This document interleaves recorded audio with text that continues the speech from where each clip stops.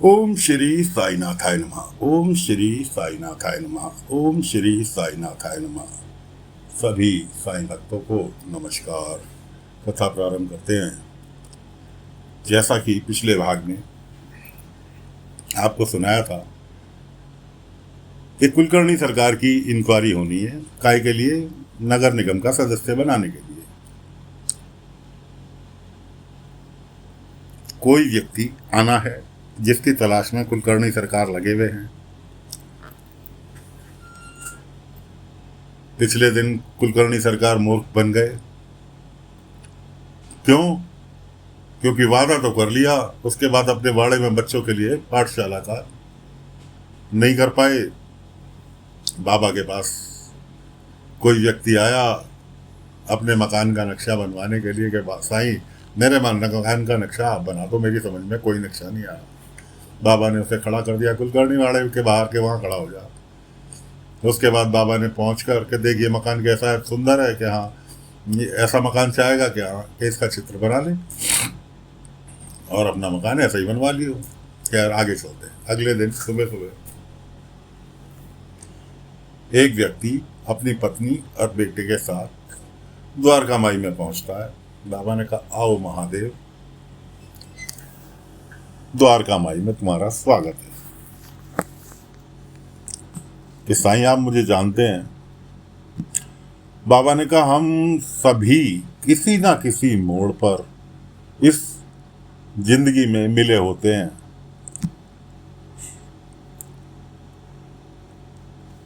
और याददाश्त के अकॉर्डिंग किसी को याद रह जाता है, किसी कोई भूल जाता है। इसलिए उसको छोड़ो, काम बताओ। साईं मैं सरकारी विभाग से आया हूं और नगर पालिका की सदस्यता के लिए कुलकर्णी सरकार की इंक्वायरी करने आया कि उनका गांव के प्रति क्या व्यवहार है, कैसे हैं, क्या। और साईं आप सब कुछ जानते हैं, आपसे कोई भी छुपावा नहीं है, इसलिए आप बताएं मुझे। बाबा ने कहा, मैं क्या बताऊं, इसके लिए तो तुम्हें गांव वालों से मिलना पड़ेगा। गांव वालों से मिलो, गांव वाले ज़्यादा अच्छा बता पाएंगे। क्यों? मैं ठहरा फकीर आदमी, मुझे दुनियादारी से क्या लेना देना। देख रहे हो मैं तो खंडर में पड़ा हूँ और मैं यहाँ संतुष्ट हूँ, लेकिन गांव वालों को जो चाहिए वो कुलकर्णी सरकार दे रहे हैं नहीं दे रहे हैं, ये तो गांव वाले ही बताएंगे। कुलकर्णी सरकार के आदमी छुप कर ये तमाशा देख रहे थे, क्योंकि कुलकर्णी सरकार ने अपने आदमी पंता, जो कि उसका पहलवान आदमी था, संता पंता धोते, एक ने कुलकर्णी का साथ छोड़ दिया, दूसरा पहलवान उसके पास ही था। उसको एक आदमी के साथ लगा रखा था कि जब भी कोई ऐसा अधिकारी दिखाई दे तो मेरी तारीफ करना। खैर जी, वो महादेव जो था निकल गया गांव में, क्योंकि ये लोग तो उसी के इंतजार में थे, पीछे लगे हुए थे। अब कुलकर्णी सरकार की इन्होंने तारीफ करनी चालू कर दी। कुलकर्णी सरकार यूं अच्छे आदमी हैं, ये बढ़िया काम करा, ऐसे करा, देवता है। महादेव सोचने लगा, ये मेरे को देखते के साथ ही ऊंची आवाज में इस तरह से बात कर रहे हैं, कुछ जमता नहीं। खैर वो आगे चला, आगे भी चला, आगे उसे चंदू मिला। उनने चंदू को रोक लिया। उसने कहा, कुलकर्णी सरकार के बारे में कुछ बताओगे? मैं सरकारी अधिकारियों को उनकी जांच करने आया। चंदू ने मन ही मन सोचा कि भाई कल को उस कुलकर्णी को पता चल गया कि मैंने उसके बारे में बुराई की तो वो तो मुझे जान से मार डालेगा। उसने कहा, देखो जी सीधी सी बात, शिरडी साईं की, साईं बाबा की कृपा से हर कोई सुखी है। ये सब कुछ हमारा दिया हुआ जो है साईं बाबा का है। तो कहने लगा, महादेव मैं भी भाई साईं बाबा का भक्त हूँ, मैं भी उन्हें बहुत मानता हूँ, लेकिन मैं कुलकर्णी के बारे में पूछ रहा हूँ। उन्होंने कहा, कुलकर्णी सरकार बहुत अच्छे हैं। बड़े सहम के थे, कुलकर्णी सरकार बहुत अच्छे हैं, सब सही है, और मुझे काम से जाना, मैं निकल रहा हूँ। वहां से वो निकल गया। इधर बाबा के पास द्वारका माई में उसकी पत्नी और बेटे को छोड़कर वो बाबा के पास गया था। पत्नी उसकी दुखी दिखाई दी। बाबा ने कहा, कि लगता है माई तुम बहुत ज़्यादा दुखी हो, कह लो अपने मन की बात। मन की बात कहने से बोझ हल्का होता है, दिल हल्का होता है, मन हल्का होता है। वो कहने लगी मेरे पति सरकारी अधिकारी हैं, लेकिन हमारे लिए उनके पास टाइम नहीं है, सिर्फ काम ही काम, काम ही काम। बाबा कहने लगे एक काम करो, पास में ही मारुति मंदिर है, वहां चलकर हनुमान जी से अपनी प्रार्थना करना, हो सकता है वो तुम्हारी बात सुन लें और तुम्हें आशीर्वाद दे दें और तुम सुखी हो जाओ। चलो। पत्नी और बेटे को लेकर बाबा मारुति मंदिर में पहुंच गए।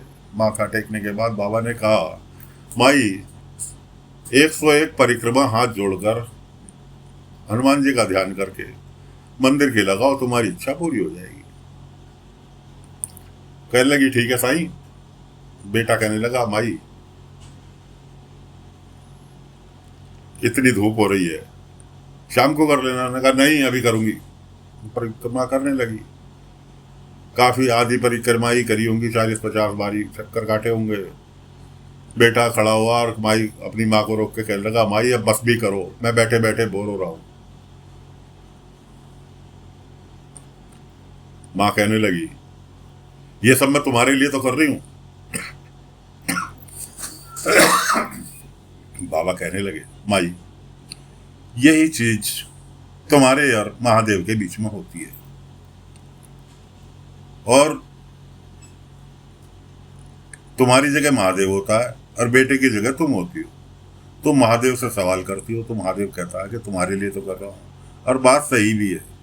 महादेव अभी सरकारी अधिकारी है और वो चाहता है कि ज्यादा से ज्यादा परिश्रम करके ऊंचा पद हासिल कर लूं, ताकि उसे दौरे पर ना जाना पड़े, बार बार बाहर भागना ना पड़े। इसलिए वो काम के प्रति समर्पित है और सब कुछ तुम्हारे लिए ही तो कर रहा है, वो खाली समझने का फेर है।